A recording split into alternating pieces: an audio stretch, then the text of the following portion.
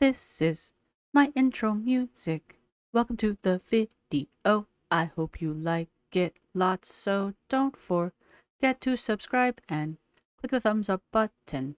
Now let's react. Hey, hi, hello there, and welcome to an episode of An Anthropologist Watches Glitter and Lasers, and today we're gonna go over her surgery video, but there will be chunks of it that I might end up editing out, only because it does show the actual surgery, and I personally don't want to have to sit through it, even though I'm gonna have to sit through it, so I'm not going to inflict it on the rest of you.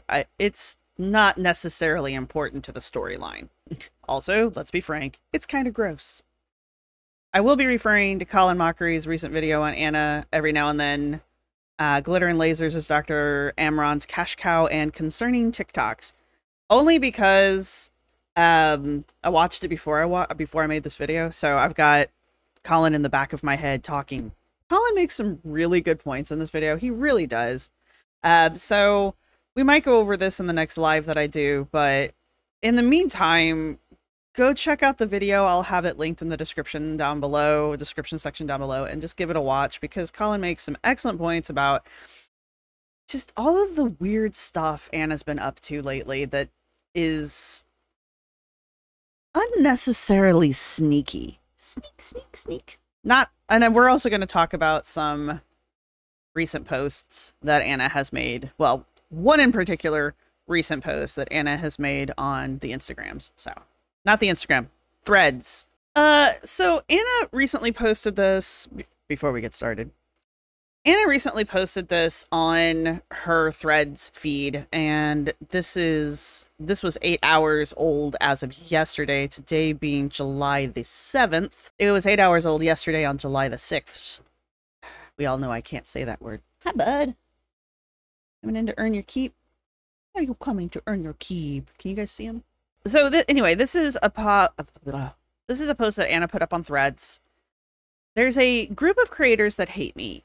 They even have secret little chat groups where they talk smack about me and probably other creators. It's not that secret. We're right here. They have even tried to dissuade brands from working with me. They think I don't know what's going on. First off, let's not do that, okay? It's fine if you don't like a creator. Really, honestly, it is. But going after their sponsors, it's a bad look, I guess, is where I'm going to go. A sponsor is going to continue working with an influencer or a creator as long as they're getting benefit from it.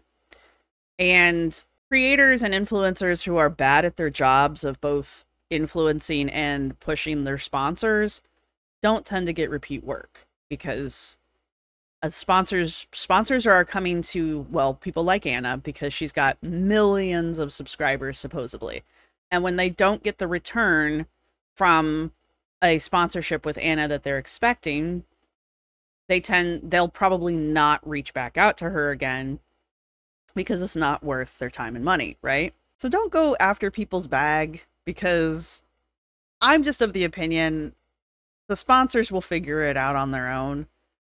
So, sorry. My biggest lesson from what I've experienced is that in this industry, people will judge you by your actions. You have learned that? Are you sure? And not other people's opinions. Let people waste their time being petty and invest yours in being great. You know, like eating a dozen bagels on an Instagram story because people were criticizing your actions while you were in New York City. Totally not petty. Or cornering a woman, supposedly, on a running trail and yelling at her because several days prior she told you good job while you were out shuffling along, calling it jogging. And then making a video about it in your car that you posted on Instagram, where you literally called yourself a petty bitch. Don't be petty, folks. Here's the thing, Anna. People are judging you by your actions. People are upset as we get, by your actions in New York City. It literally has nothing to do with the bagel.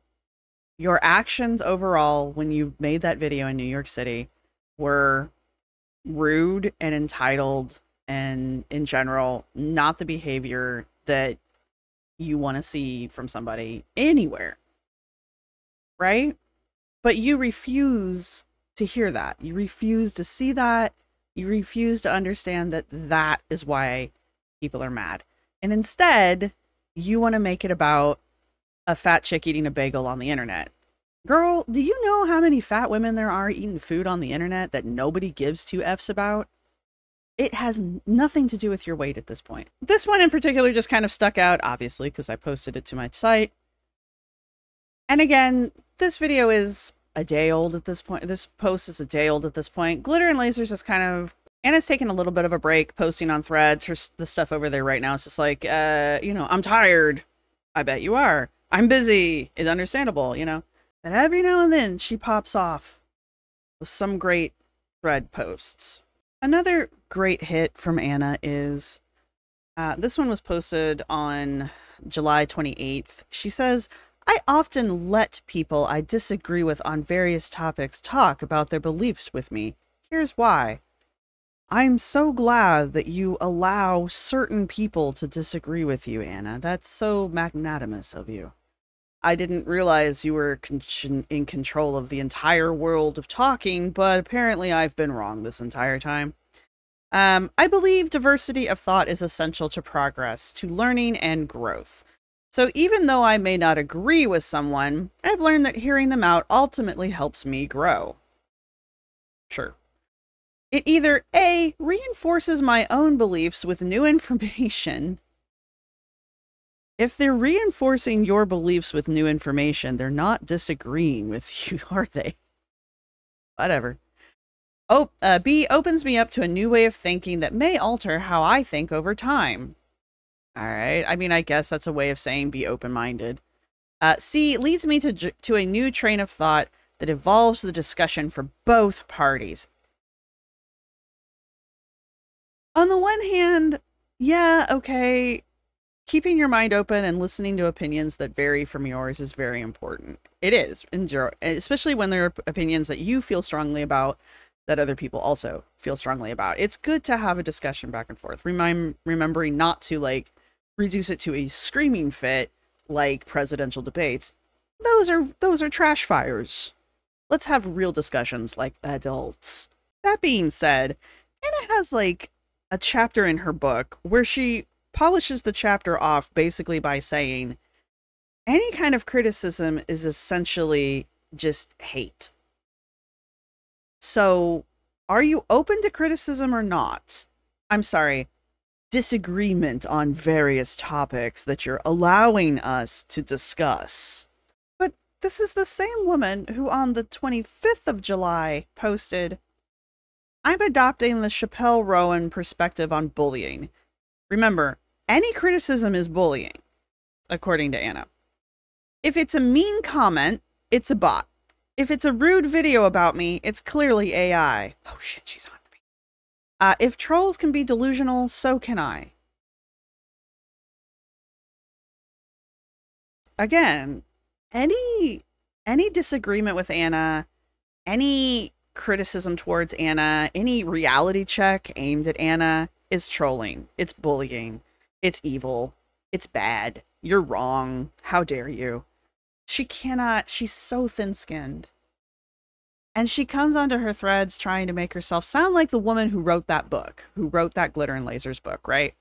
She desperately wants to sound like she's kind of some kind of like evolved self-help queen, you know, confidence queen.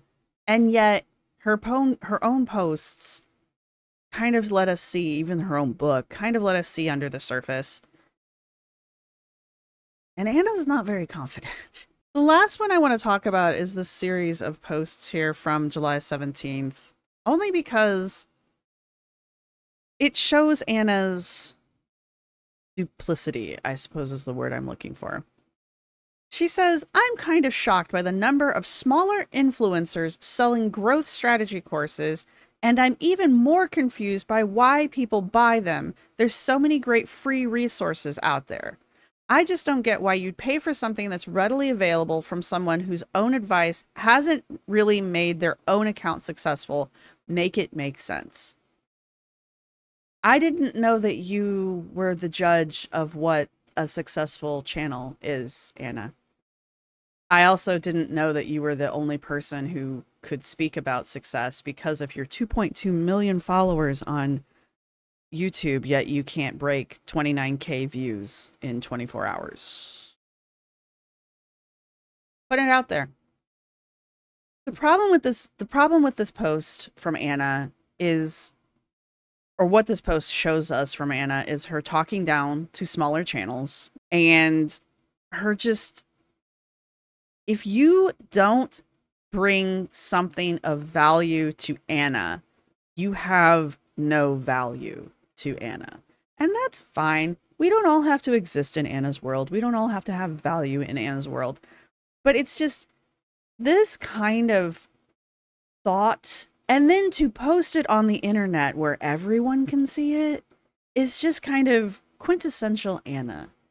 I'm shocked by the number of people who are trying to create a niche for themselves on the internet selling strategy courses and people who buy from them. Are they just dumb? Look what I can do. That's kind of how this comes off, right? And then to just make it better. Speaking of free advice, here's some. Because Anna's known for being a channel that people turn to when they're looking for advice on how to grow a channel or start a channel or grow their brand or market themselves on the internet. That's what Anna's known. Oh, wait, it's not. Never mind. Anna's channel has nothing to do with that at all, nor has it ever. So why in God's name, by your own credentials, would I come to you for any kind of advice, free or paid or otherwise? Anna. But she goes on. 3 things I believe that can benefit and grow on any account, and many people fail. If your channel's not succeeding, you're failing to do these things, in Anna's opinion, are be consistent. The algorithm loves when you consistently post. Make it a priority. This is literally something YouTube tells you when you open your channel. It's also something that YouTube has little, if you have a creator account and you go into your studio, there's like a little box where YouTube pops up little like advice videos to go watch on how to improve your channel. This is literally one of them that they just constantly keep bringing up. I know because I see them. So thanks for the free advice, Anna. Diversify your content. Try to take what you do best and make it work for different formats and categories. Constantly try new things in addition to your regular comfort zone content. It will open you up to new audiences and inspiration. This is actually not good advice. And if you go to channels that do talk about how to build a YouTube channel, they will explain to you why this is not good advice. You can diversify your content within reason. But if you, for example, if I were to, on my channel, which is a, let's face it, it's a drama channel. It's a drama channel specifically about Girl World. When I post things that are not drama and or Girl World related, those videos, they do okay, but they don't do anywhere near what my regular videos do, right? I've posted a couple gaming videos here and there to kind of promote my gaming channel. And right now I've got a couple videos up where I'm watching old BuzzFeed episodes of BuzzFeed Supernatural because I'm trying to build my Paranormal Archaeology channel. Those videos are on my this channel, right? Those videos have a fraction of the views my regular videos get, right? And that's because the algorithm doesn't know what to do with them when they're on my channel. Because my channel doesn't cover the paranormal. It doesn't cover gaming. It doesn't cover archaeology. We talk about anthropology. We talk about the girls. We talk about drama. We talk about the internet and fat acceptance. Those videos all do well. But if I go outside of that, it won't do well. YouTube tells you that when you open an account. And there are multiple web pages that you can go to and other websites and other YouTube channels who are in the business of helping you develop and build your YouTube channel that will tell you the same thing. If you want to have a channel that has some kind of really diverse or something that's really off from your regular content, you got to start a new channel, basically. Kind of like your travel channel, Anna.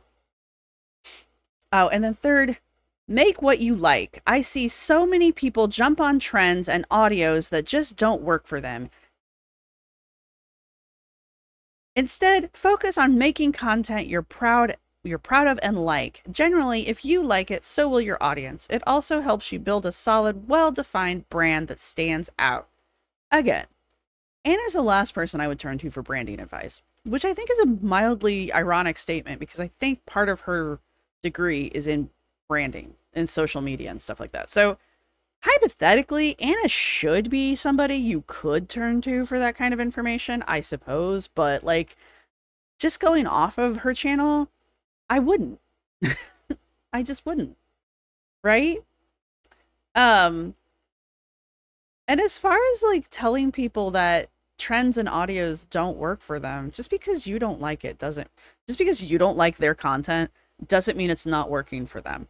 Also, people open up accounts on YouTube and on TikTok, which I'm assuming is what she's talking about with this audios thing, for various reasons. Sometimes they just want to have fun. Sometimes they're doing it to communicate or to connect with friends and family. Sometimes they're trying to become the next big influencer, I suppose. But there's a variety of reasons why people might open up a channel, right? I honestly just thought this was going to be a nice gossip channel because I wanted to talk about the Amberverse. And here we are. So, you know, things happen. But this particular post, especially the second part of it, really reminds me of her book, where she has like an entire chapter full of just like stuff that she's read somewhere else, obviously. And she just kind of slaps in a personal story that may or may not have to do with what she's talking about. And then at the end of the chapter, she'll have 3 to 5 steps of things you can do to do X, Y, Z. And it's all stuff that you could read in Cosmopolitan magazine. None of it's groundbreaking. None of it's new. Most of it's being regurgitated from other self-help books that I'm sure she's probably read. So nothing new comes out of this. Or it's something really weird that might actually be counter to what you would need to do in certain situations, like diversifying your content. That's enough about threads. All right, the next interesting thing that I kind of want to bring up before we get into my lymphedema diagnosis and surgery plan. Wait, which one are we watching? Sorry. Well, actually, I'm not that far off. The first thing I want to talk about before we get into my first lymphedema surgery is that's not the original title of that video. I'm not entirely sure what the title of it was. Colin Mockery clocked this on his channel with his video, pointing out that she has once again, within 9 days, changed the title of her video. And I believe it was changed within the first 24 hours. Now, this video, right above the bagel, the My Lipedema Diagnosis and Surgery Plan, we've watched that video. It wasn't called that when we watched it. This is the 4th title, the 4th name change for this video here. She has changed the name of this video 4 times. Why? Stop it. Somebody mentioned in my comments that she might be doing it because apparently if you change the title of your video, somehow the YouTube algorithm will pick it up and shoot it back out to people here and there, I guess. Maybe it does. That's not a piece of advice that YouTube... I'm just going back to what YouTube tells us in our studio because YouTube only has good advice. That's not something YouTube tells you to do. YouTube does have a program now where you can put multiple thumbnails up and it will cycle through your thumbnails. If you put up like 3 thumbnails, it'll cycle through those 3 thumbnails to find out which thumbnail does the best, what gets the most clicks, basically. So I know that exists, but title-wise, it's not a thing. But there is a channel that got brought up, which is Diary of a CEO, which is a really good podcast if you don't listen to it. He covers a lot of topics.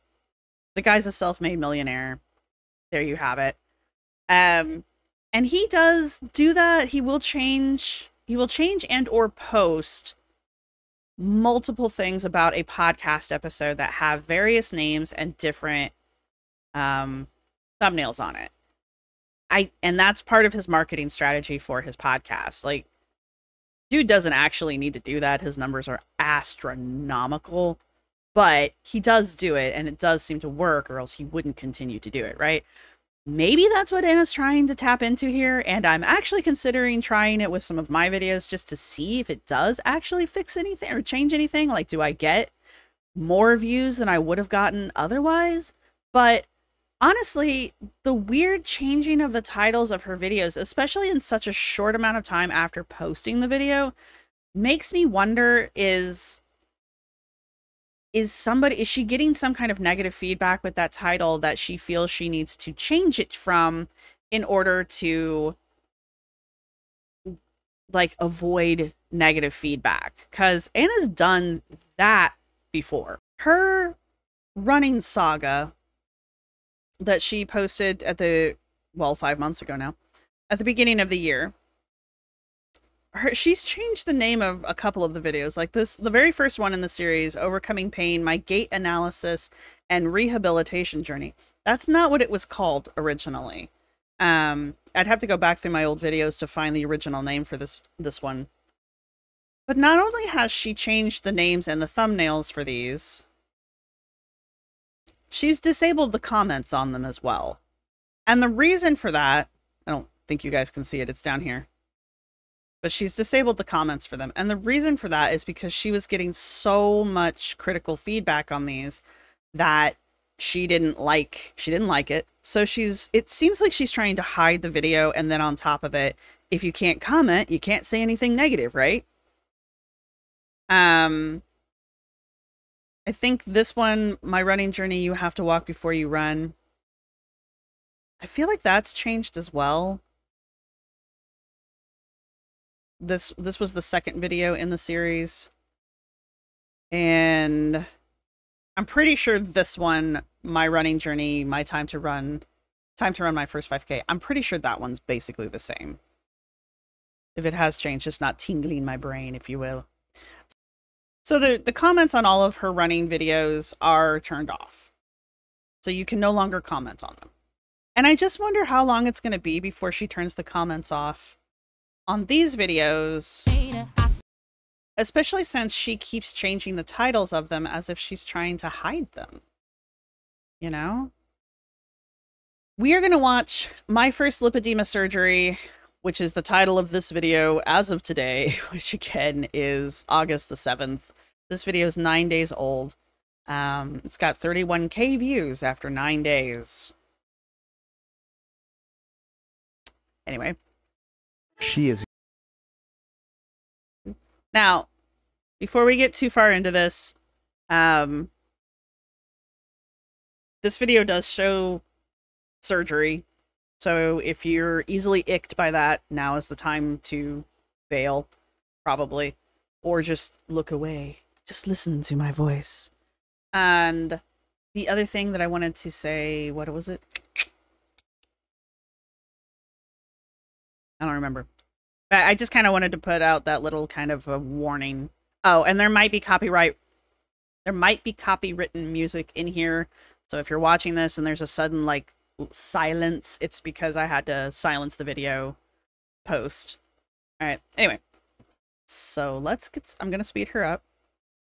All right. So before we get into this, let's read the 9 paragraphs. It's not that much. I'm sorry. I'm overreacting. Hello everyone, join me as I take you through my surgery to treat my stage 4 lipedema performed by the amazing David Emron at the Roxbury Institute. We're going to do a video over the Roxbury Institute. This procedure is part of their advanced lipedema treatment program and follows specific principles and techniques developed by Dr. Emron over the past 30 years to fully treat the disease and maximize results. It's liposuction. I'm sorry to ruin it for you. This approach has given me hope for my future prospect at managing my condition and my chronic pain. So my thing is it's basically liposuction, okay? It is hard to watch for me because I'm very easily icked out.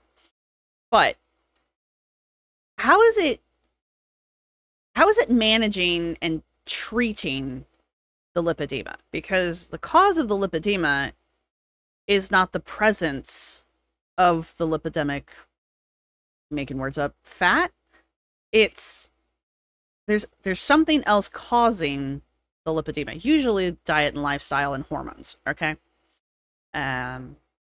So just removing it, in my mind, just removing it doesn't seem like that's going to actually like solve the lipedema. Like it's going to solve the immediate problem of being super swollen and having that painful fat on there. You know, that is going to solve for the time being. But unless there's like a lifestyle change, I don't understand how that's going to prevent it from coming back, right? For those curious about why I'm awake during the surgery, let me explain. Dr. Amron uses twilight anesthesia, a safer form of anesthesia where the patient is comfortably sedated but also responsive. This allows the patient to reposition themselves during the procedure as needed. With this method, I felt totally at ease. Oh, I can't imagine. This approach kept me alert enough to adjust my position whenever Dr. Amron required, ensuring the best possible outcome. Twilight anesthesia also provides a faster recovery, less pain and bruising, and lower risk of complications as compared to general anesthesia. I don't understand how this would cause less pain and bruising. Less pain and bruising. I don't understand how one form of anesthesia over another would affect that, I guess is kind of where I'm going with that. All of these factors made me feel safe and taken care of by Dr. Amron and his team. You really need to work on how to end stuff. I hope my experiences can shed some light on lipedema and the treatments available. If you have any questions or comments, feel free to leave them below. Really? Don't forget to like, subscribe, and hit the notification bell for more updates on my recovery journey and other health-related content. She gives us some links that we will be following. Not in this video, but in another one, because I feel like this one's probably going to be a bit long. Again, I do have her sped up, and again, a good portion of this is the surgery, so you're going to miss it. If you want to see the full thing because you're curious or you like watching surgery videos, I think you're weird, but whatever. You guys can go to, well, hopefully you can type in glitter and lasers and my first lipedema surgery and be able to find this video, but I can't guarantee it'll be named that by the time you get around to wanting to watch it. Hence, hiding the video without removing it. She is incredibly fibrotic. I gotta say, one of the most fibrous patients I've done. I can feel that tissue release more and more and become more like butter. I didn't realize I was that early in the video. I'm so sorry. There's already been a chunk taken out because Anna decided to start the video with the surgery. So. Okay, so we are here. I hate this. No one is at the front desk because we are too early, but it's okay. I'd rather be early than late. So. I have been known to get places very early and then literally sit in the parking lot and wait for somebody to go into the building first. Just because I don't want to be like this. How'd she even get in there? Wait, how did you even get in if there's nobody at the front desk? I don't like waiting though because it lets my anxiety fester, which isn't great. But I am in the That's fair. sickest outfit one could ever get surgery in. Let me show you. No, please don't. I hate this outfit so much. I mean, it is giving summer body ready. How the hell is she walking around this office if nobody's there? Who let her in? Surgery edition. I've got to support my bikini ladies. Even when I'm going to be in full compression. It's so stupid, but I love it. I mean, whatever makes you laugh. I know she's nervous, so whatever. So the anesthesiologist called me last night and they're like, we need to prepare you for, you know, what's going to happen tomorrow. So they don't put you completely asleep. You're like, I guess cognizant, but like you can tell that they're moving around down there and you can feel things, but you don't necessarily know what you're feeling. And apparently they talk to you throughout it. So, but yet at the same time, you're not there mentally. So I'm I wonder how much she actually remembers of the surgery. Because I know that they can basically like, well, effectively they roofie you. Which, I mean, as long as I don't have to remember it. But she's very awake during the well, she seems very awake during the surgery. So I just wonder like how much of it she remembers and how much of it is just kind of like, sure. Confused what this is gonna feel like. The idea of something like in my skin and being able to feel it creeps me out I saw a person in the background. to no end, but I'm sure it'll be fine. I just think it'll be a very weird experience. I So yeah. dumb. I was like, I want to go home, the dumbest thing ever. I was like, is that bomb? Here's the crazy thing. They put saline through it and you can taste the salt in your mouth. It's wild. I didn't have that experience because I know when they fired me up for surgery, they flushed the line with saline. I don't remember tasting salt. Yeah, I don't recall that at all. Now, do I not recall it because I have an empty spot there from the surgery, or do I not recall it because it didn't happen? There's a question. It's wild. So cool. I didn't expect a culinary experience here. What's going to happen is Courtney's going to come in and talk to you and go over the anesthesia and some of the positioning. Dr. Everyone's going to come in and mark with his lovely markers, and then to go into the OR, you get ready for your cold plunge, which is our prep. It's the cold prep that we put on your body. So it's not like the I'm not getting in same- an ice bath. No. We call it a cold plunge because the prep is cold. A lot of patients say it's the worst part, but it's the HIPAA wash that you used last night. We just prep the areas again before surgery. But just ice cold. It's cold. Okay. Weird. So they're going to give her a bath before she goes into surgery? I was out by this point, so I don't remember any of this. If this is what happened when I went in for surgery, I have no idea. One thing I did want to say is you will notice John is obviously here. He is filming Anna. That is what is happening. You will notice that there are other people who have cameras who are also filming Anna, and that is because this is Anna's version of the video of the surgery. Dr. Amron made his own version of this as well that he's using on his channel and in his social media as advertising, right? And we'll talk about that because this is another thing that Colin caught because Colin thought to do it. So good job, Colin. But he went to the Roxbury Institute's social media and Dr. Amron's social media to check and see how much of a boost they actually got from working with Anna. And it's pretty significant for them. All right. So hopefully they're happy with what they're getting out of this deal. We keep it cold for Sanitary. bacteria. Yeah, Yes. exactly. Dr. Amron's gonna come in and draw on my body, make me art. Well, actually, it's some markers for the incisions and stuff. So everybody's getting ready to film it. And I'm walking because I was sitting for so long that my knees are just bugging me now. So I'm anxious, so I'm pacing. That's what I'm doing. I'm pacing. Close to crying. This close to crying.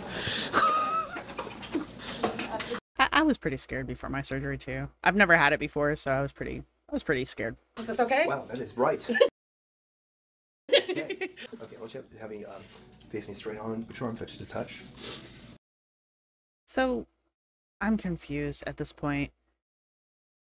You will recall from there's a lot of this video that is put together from other clips of Anna's that she has posted throughout the months of her going to the doctor and all that kind of stuff. And one of the videos was her pre-op stuff where she was, and by videos, I mean like shorts and reels and TikToks and stuff. The real quick videos of her prepping for this surgery. And one of those was her going shopping for very specific underwear. She had to apparently wear a black thong and a black top while they're doing the surgery because they were going to film it, right? And I just don't understand why did she have any clothes on besides like the medical drape, right? Because this part I do remember about my surgery. I wasn't allowed to have anything, right? And I'm pretty sure that's how most surgeries are done, right? Especially when they're like like this. There's going to be a lot going on. You want to reduce the chances of getting an infection. And to do that, you have to control the environment, right? And part of controlling the environment is removing unknowns, which would be clothes that have been worn or that have come in from outside of a sterile environment, which would be anything that Anna wears or bought at Torrid to bring in, right? It doesn't make any sense to me. Also, I get that they're filming, and so they're trying, it's for like modesty's sake, but that's what black bars are for and editing, you know? I don't know. This part was very confusing. And the other part of this is, Anna bought 2 of these. She bought this exact set in black and obviously hot pink. And she's supposed to be wearing the black one for surgery, but she's got the pink one on. So I guess she didn't need to wear the black one for surgery, or is she going to go change? But she's already got like the port in her arm and her hair up in her hairnet. I'm so confused. And I seem to recall the video that she shares with us of him drawing on her legs. Before this, she was wearing the black set. But she didn't have her hair up and she didn't have the port in her hand. So he's done this twice? He's drawn on her twice now? How are your knees? Not great. Hang on. They've evaluated? No, I don't think muscle-wise, I think they're okay. But I mean, the joint itself's okay? I have not had them evaluated. Oh, I got you, Anna. Okay. Do you all remember those running videos I was telling you about? Well, this is the first one that is now called Overcoming My Pain / My Gait Analysis and Rehabilitation Journey, posted 5 months ago, right? Now remember, Anna just told Dr. Amron that she's never had her joints analyzed. Now, this is Dr. Roden, so he's going to be in Hello. charge of your Nice to care meet you. and Nice to meet take you you. through the whole process and the assessment and all the fun things. So today is about range of motion, strength, how you're walking, how you're moving, what aches and pains you have. We want to see structurally what is going on, how irritable the tissues are or are not, and then that will help That is Anna walking 5 months ago, by the way. us kind of create the profile that is you as far as getting your journey to that 5K and whatever else you want to do. The first thing Dr. Roden did was sit me down and ask me a ton of questions about my medical history. He wanted to have a clear picture of where I was at currently, and then also understand any aches and pains I was experiencing that might be able to be corrected through gait training and physical therapy. He then continued with a physical analysis, so looking at the flexibility and mobility of my joints. He even felt inside each joint to better understand how they connected, what inflammation I might have, and also if there is any existing damage. Is this spot different than this spot? A little, yes, but not much. But yes. But there's a notable increase along. Yes. Okay. Yeah. Do the same thing out here. Nothing. Okay. All of this would be used to design a plan that worked for me to help me walk and run in a way that was safe on my joints and prevented injury. So, remember, she just got done telling Dr. Amron that she's never had her joints assessed. I just showed you 5 months ago Anna getting her joints assessed. By another doctor, no less. Anyway, it's these little things. I don't know if Anna just forgot that she had that done, because it was a while ago, right? And a lot has happened in Anna's life since then. She's been on like 5 different vacations, you guys. So I just wonder if maybe she, in the moment, just forgot that she's had that done because she's never actually had any other kind of like lipedema analysis done on herself, really. I don't know. She says she goes to an obesity doctor. I would assume, I would hope that guy or gal would have some kind of concept of what lipedema and lymphedema are. But apparently this is a super secret, mysterious disorder that literally no one except a handful of people know about on the entire planet, which I find very difficult to swallow, but whatever. Okay, well.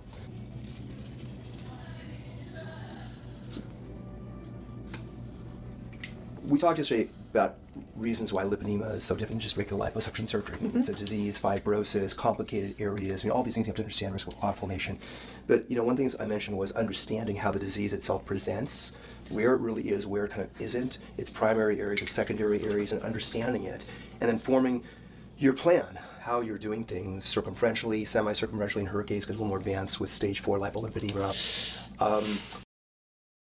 Why are you, like, A, why are you drawing this out? She's obviously worked up. And B, why are you touching her like that so much? I would be very creeped out if my doctors touched me like that, just because I don't expect my doctors to do that. I don't expect my doctors to be human. I don't know what that says about me.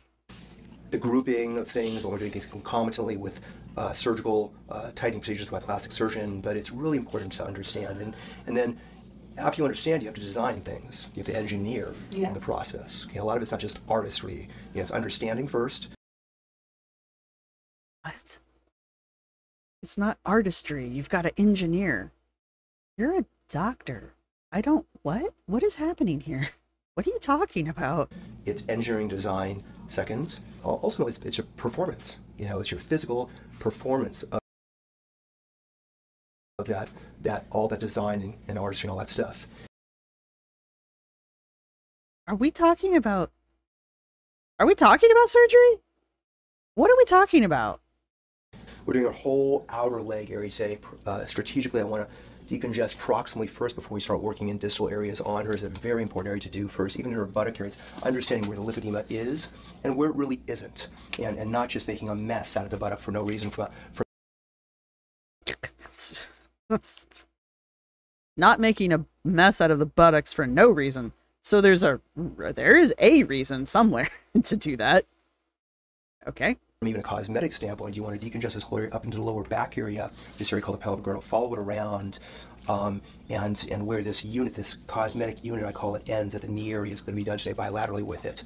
And again, I understand a lot of what he's saying only because I've had human osteology and I took a anatomy class, like a human anatomy class. So I kind of understand what he's saying, but like the way he's using the words don't really make a lot of sense. But maybe if I was a plastic surgeon and a dermatologist, maybe that would make, I mean, a lot of this is jargon specific to the field. So at least I'm hoping it is, because otherwise this dude's speaking gibberish and it's weird. Where the access points are, if you're off, like I've said, half an inch or an inch, you're never going to get around curved area safely and properly. Ready to go? Yeah. I'll be honest, I'm anxious, but I think it would be I'd be delusional if I wasn't, right? Yeah, you know, like I've said before, only the weird ones are not anxious. One thing I will say, because a lot of people, myself included, don't see a huge change in Anna, which is ticking her off, by the way, on Threads. I do think like this area here is smoother, and I think this area here has been smoothed down. So I think what happened in this is the first surgery. I think they smoothed down this this bump here, and they smoothed off this bump here. And I think that's what this surgery did. And I'm sure something on her butt, because he was really into her butt. So, I mean, I love doing things. I kind of hate things done to myself. I'm the same way with it. But we got it down. Every part of it, we do it over and over again. The whole team. That's why I don't work with different people. It's all the same. I trust you. Just give me the happy drugs and we're good. Yeah, get the happy drugs and all that stuff. But you'll do great. Stop talking. She's nervous. I'm excited. I feel bad for her in this moment, honestly. I really do. This would be making my anxiety like crawl up a wall right now. Just get it over with. I understand. Process, okay. So when we do the thighs, positioning is really important for Dr. Amran. Okay. When you're on your side, he's going to want you on your hip and your shoulder. Okay. And he's not going to want you in the fetal position. So a lot of people They get excited and they want to curl up on their side. Yes, that is what I would like to do. Yeah. So he's going to I wouldn't say I curl up in the fetal position when I'm excited, but want you nice and straight. So hips straight. He's going to want your arms up by me and almost your hips pushed a little bit more forward than the rest of your body. When you're under anesthesia on a really narrow bed, it's hard to figure out where you're at. So a lot of people will stick their butt backwards. If he tells you to do a pelvic thrust forward, just means pull your hips toward whatever way you're Like facing. that. Like pelvic thrust that really drives you insane. that. Okay, guys, it's time to go into my first surgery. We'll see you guys later. Bye. So they're wrapping me now to go home. This is the evening I mentioned in other parts of this video. Well, actually, in the last video. But basically, it's all of that stuff releasing from my body, which is good. The way that Anna's talking, keep in mind, she's fresh off the table, right? So Anna's still a little high at this moment. I would say for a while. They told me that mine was going to stay in my system for 24 hours. They weren't joking. So I imagine whatever they gave Anna's going to be in her system for quite a while as well, which explains a lot of her behavior after this point. But everything here we've seen in like reels and stories and shorts already. And Anna's already explained this weird wrapping thing that they're doing. But the language she's using, it's releasing. It's releasing the... Did she even say toxins? She just says it's releasing what's inside of me. And it's just like... The wording that she's using in this moment, she's obviously picked up from the doctors. And it's just more language that the doctors are using here that is questionable to me, right? Anyway, I just want to point this out. In this moment and the next few moments going forward, I'm really not holding anything against Anna because, again, she's still stoned off her ass and probably has a butt ton of painkillers in her right now. They give you the good stuff when you go in for surgery. So later on, she's like, I don't feel any pain. And I'm like, I bet you don't. Oops. It's gross, but it's good and it's healthy. And they're just like wrapping her up like a Christmas present, man. It's vile how okay I feel after surgery. I'm alert. You're not though. You think you are, but you're not. A little bit shaky. I can't feel anything they're doing, which is weird. And getting the compression garment on was less work than I thought it was going to be. But then again, they put it on me, so maybe that's why. I was like, it wasn't that hard to put it on when I realized I didn't put it on. So maybe the pain meds and like the drugs are still in me a little bit. You can hear her voice cracking and straining, and she's still out of it, guys. So I just came out of my first surgery, and I did my outside thighs and my hip shelf, I think it's what it's called. They took out, I believe, 12-ish liters of lipidemic fat. And Dr. Amron even mentioned that he took out around 11 liters during the surgery part. So again, things I cut out. There have been a lot of people who have questioned the amount of whatever the fuck it is that he took out of her. I do wonder if he wasn't also counting, because before he got started on her, he basically inflated her, the area he was going to work on. He inflated it with some kind of like fluid that basically was there to help, sorry to get graphic, guys, to separate the skin from the fat and to break the fat down so he could effectively suck it out.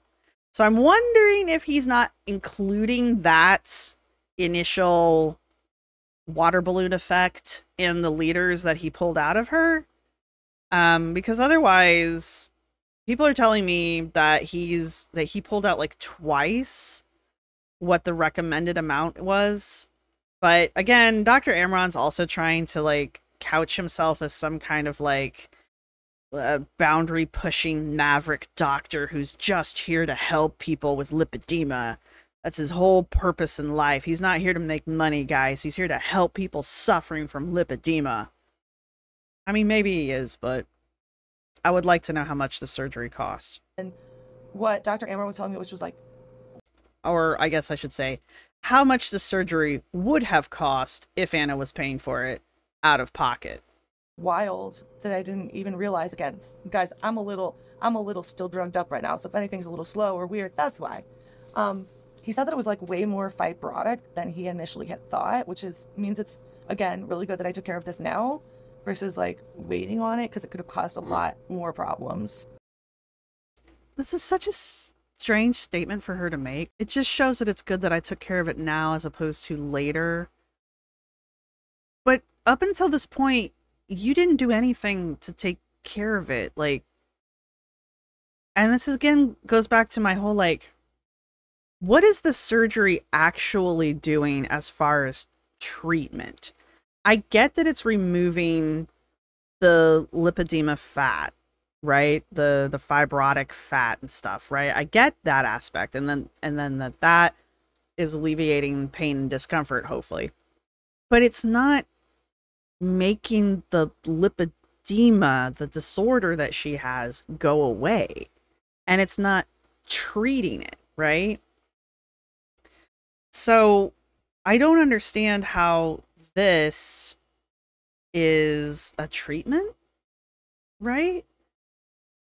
Like a cure, or even like a management plan. Like, I don't understand how this is going to actually in the long run make everything better, because again, Anna doesn't change her lifestyle here.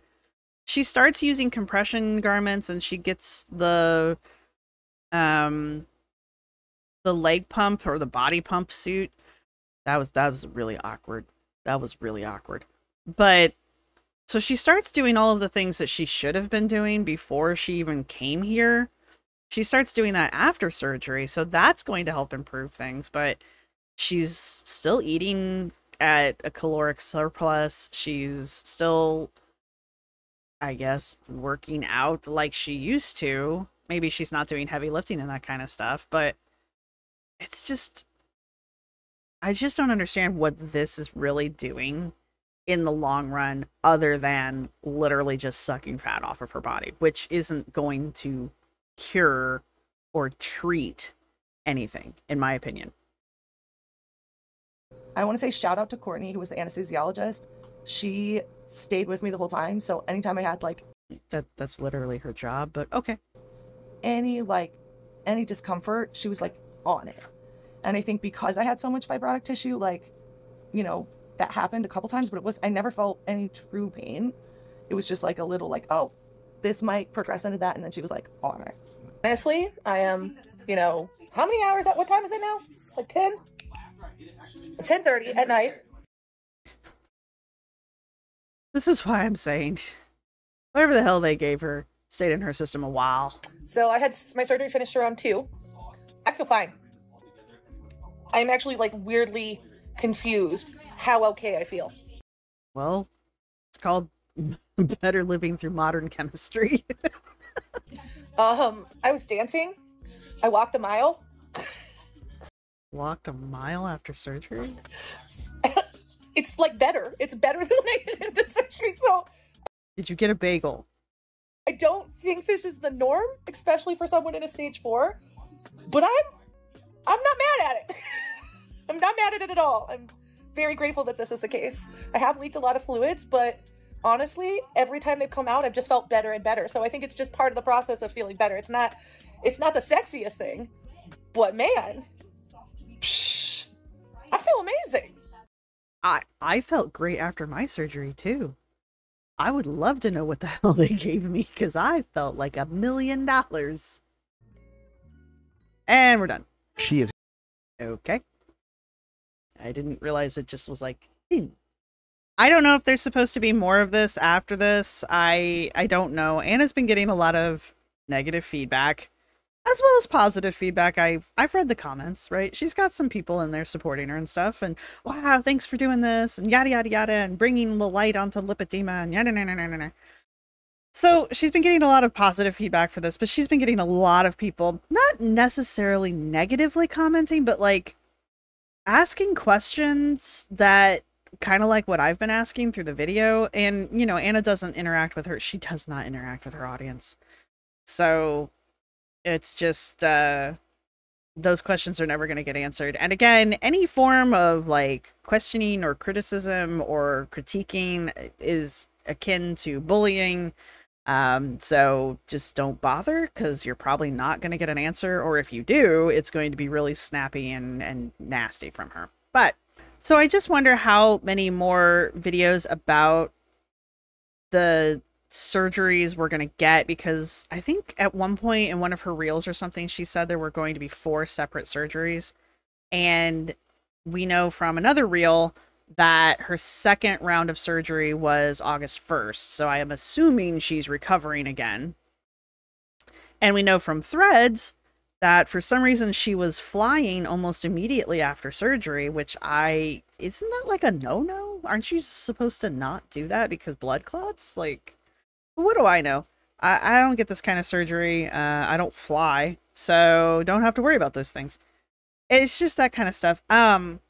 So I don't know if we're going to get another video come out. I don't know how many reels we're going to be getting. I know she's been posting some stuff that are just kind of like little meme kind of things, which is fine. But as far as like explanations as to what's going on, we really haven't received much. But let's go check her TikTok real fast. So we're not going to watch these because they really are just cringe AF. But this video is her getting fitted for her leg pumps. And again, things she should have had before she even went and had surgery done. And this is her talking about how the leg pumps are like her entire suit. And her excuse for not having the leg pumps before is she claims that these are super expensive. They're like, it's like the whole thing is like $6,000. And she had to be on a 2-year waiting list. And it's just like, really? Okay. But the next thing that we get is her going swimming for the first time in her compression garment. I'm sure that felt wonderful. Compression garment, the medical grade compression garment just doesn't look comfy. But anyway, and everything else has been Starbucks, and these are old videos too, because the skirt that she's wearing in this video, so she wore that a while ago. Again, you can kind of put a little bit of a timeline together because of the outfits that she's wearing. This is her tie-dyeing, and I don't know when this might have occurred. This is that weird paging doctor or something or other. I'm old. But it's obviously in the same time frame as these. This is her going to Walmart, and we'll watch this later. But this is her going to Walmart because she's somewhere in here. She's thrown her back out, right? And so she can't walk unassisted right now. So she went to Walmart to use a Walmart cart as something to lean on while she's walking and getting her steps in. I don't know why the hell she posted this, because it is like, why would you post anything where anyone could ever be like food aggression? I just don't know why you would post that. And then these are her tie-dyeing her wraps. Now, there have been other shorts posted while she was recovering from the first surgery leading into the second. That I don't know where any of this falls post the 4th. It is the 7th, right? Yeah. So it's been a week since her second surgery. We haven't heard anything about her recovery. Now, after her first surgery, it was just snap after snap, short after short after short about how fast she's recovering and how fast she's healing and how good she feels and look at me walking and then I'm going swimming and this, that, and something else, right? We haven't received anything about her recovery from the second surgery.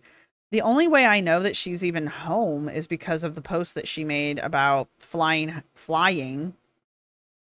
post-surgery. And then there's another post on her threads where she's asking how to get cheap airline tickets to go to Prague. She wants to go to Prague and Vienna, but she made mention in that she would be flying after surgery. So she has long distance travel plans post-surgery planned, right? My partner's outside the window.